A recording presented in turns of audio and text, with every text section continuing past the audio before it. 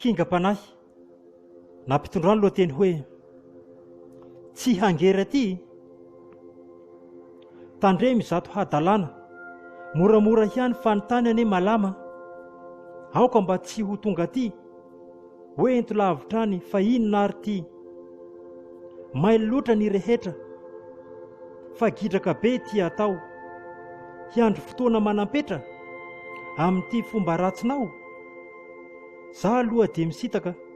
satria ratsy zany hoe ripaka efa fantatra fa mety hahafaty raha voalazaina hoe fomba ratsy tsy hiandro ho voa zay vaofay fa ny fiainana ty koa efa tsy hay ka leo mipiripirina ihany fa mampalahelo ny hoe tahak'izay zany ny ala ary tena misy ta sy ireo fomba ratsinao mahalasa any an-tsafa koa miala tsiny fa tsy ho vitako ny hiaro raha sanatrianao ka ho tratra sy ho babo dia manasa tanana tokoa anie hiplaty satria nisany mbola tsy teo faty ary rehefa mandrasa marina vao mahita ny aty ka ho anareo mpanao ratsy dia mahazaka fa mety mahatanty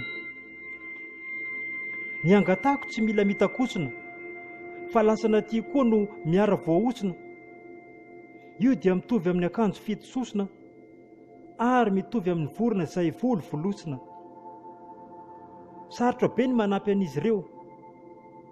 ary fiasan-doha mihitsy raha manao an'izay raha teo satria mitsikombakomba amin'ny ratsy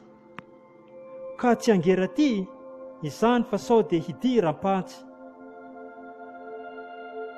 misitaka lavitra izahay